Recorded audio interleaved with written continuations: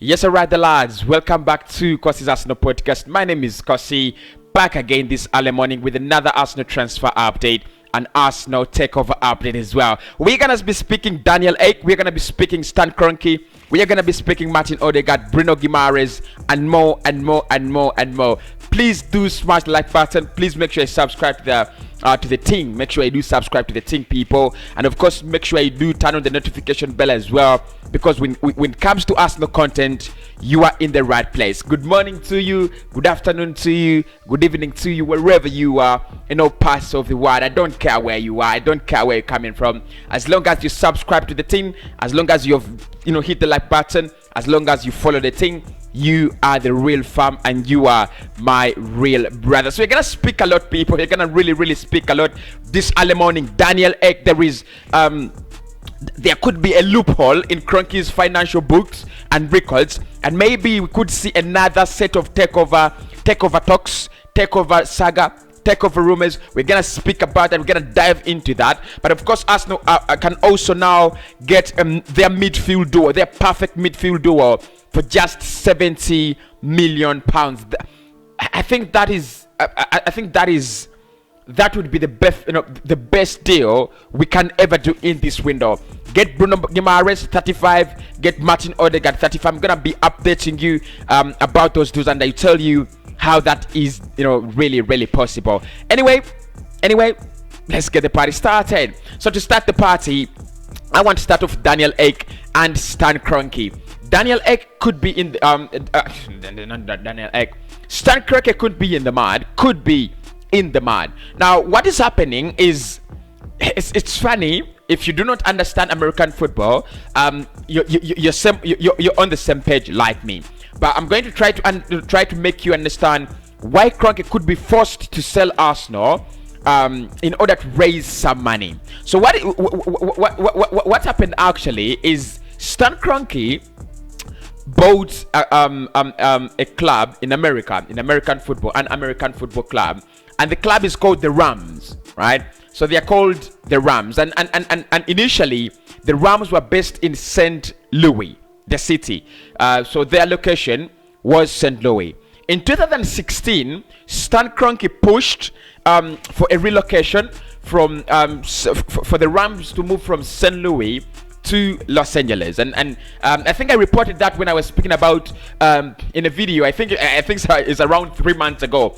We were reacting to Tifo Football's Who Are the Kroenkes, and we said the Kroenkes do have a sports empire. They do have they do own a couple of clubs in American football, and now Arsenal as well in normal football, or you could say in European football, things like that. So what actually happened is St. Louis, or what is happening at the moment, St. Louis as a city is trying to sue, or has sued actually, the NFL and the Kroenkes, right? They have sued the NFL and the Kroenkes, and they will demand compensation. They are saying that the process of relocation of the Rams from St. Louis to Los Angeles actually broke the relocation policies. Now, what is happening is that the judge or court has actually summoned the Kroenkes and all other owners of and all other NFL owners, of course, people that own clubs in the National Football League, and they want their financial records. So it is believed if they lose the case, if NFL lose the case of the relocation of the Rams, and the Kroenkes actually pushed for the relocation move, it is actually believed that Kroenke will need to sell Arsenal, or might need to sell Arsenal, in order to get some cash and do the compensation. The compensation is believed to be around 700 million. That is what we know at the moment. So the Sun Sport have actually put out an interesting article today early in the morning, and they have said Daniel Ek is becoming a little bit more optimistic, and is telling his friends that maybe Stan Kroenke could actually get the 1.8 billion bid for Arsenal. What a story in the morning. What a story in the morning. The reason we know 100%. I don't trust the Sun 100%, but it's not about them writing this story. It's the way in which they have written it. They have given it a lot of context, and they have given it a lot of qualifiers and justification. So look, this is not a deal that is closed as well. It depends on what comes out of the court case, how much money the Cronkies need to pay in order to compensate the city of San Louis, and things like that, of St. Louis, sorry, not San Louis, but St. Louis. But that is the point.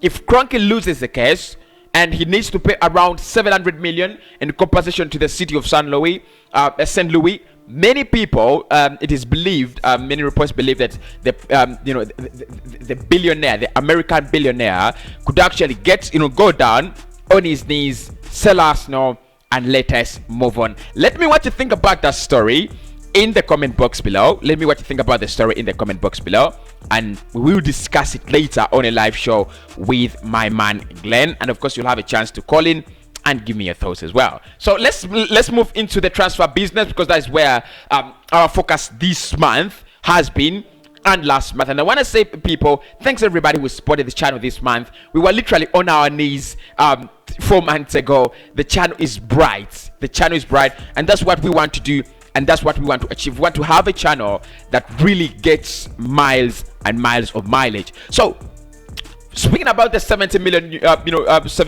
duo that Arsenal could land, number one is Bruno Guimaraes.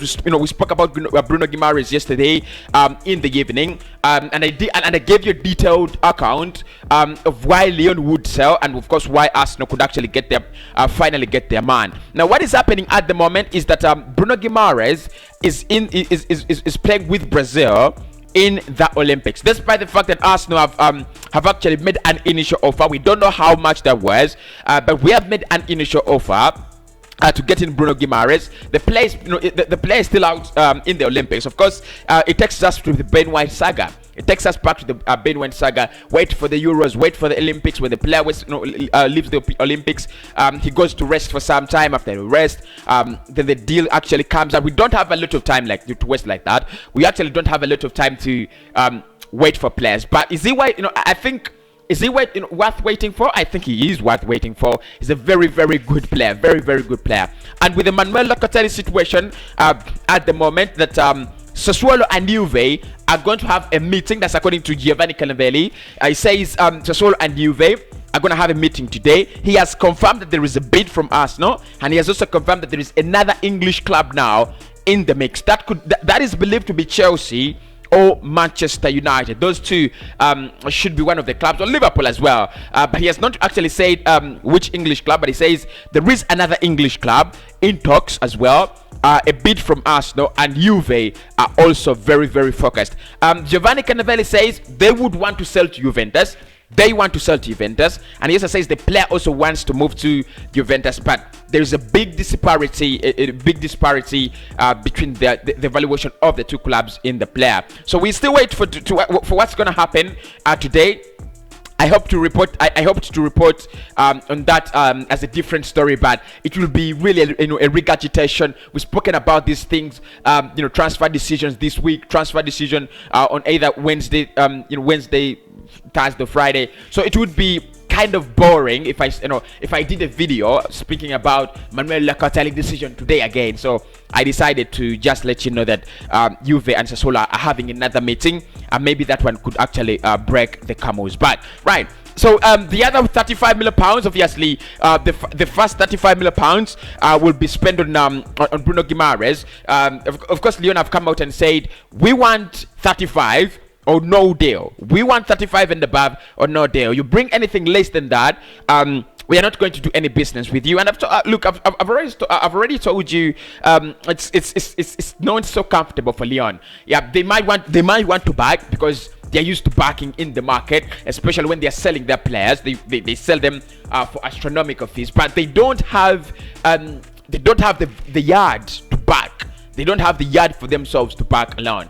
So as they back, they have to remember the financial problems are also backing at them. So maybe 35 million pounds could get that deal done. And what a story that would be. 35 million pounds for Bruno Guimaraes. You get in your perfect midfielder Arsenal, and we move into the season very confidently. So the other 35 million pounds would actually be spent on a one Martin Odegaard. Now look, Madrid's valuation has actually dropped to 30, and I would want to give a lot of credit to Harry Simeo, because Harry Simeo, check him out always on the Chronicles of Iguna YouTube. He made a very interesting point yesterday. He said, you know what, I even don't believe this valuation of Martin Odegaard rose up to 50. I mean, and he made a lot of sense, by the way. Yeah, we did report about it, that Madrid went around 45, 50 million pounds, 50 million euros, or 55 million euros, or 60 million euros. But Harry Simeo says, if you put it in context, where does the 60 million euros come from? Where does the 55 million euros come from? For a player who's not been playing any football, for a player whose career is actually in a save or die situation, I think 35 million pounds is just enough. 2 years left on his contract. 35 million pounds would be just enough. So if we get serious, I think this is transfer business now that we can actually complete in 2 weeks. Get Martin Odegaard in the next 2 weeks, and also get Bruno Guimaraes in the next 2 weeks. Get Aaron Ramsdale in the next 1 week, and then our transfer business actually closes. So what do you think about that pair? What do you think about that duo, Bruno Guimaraes and Martin Odegaard? Don't comment in the live chat. Comment in the comments below. I would love to read your comments, a lot of them. And I'll be interacting with you in the chat. What do you think about Martin Odegaard and Bruno Guimaraes?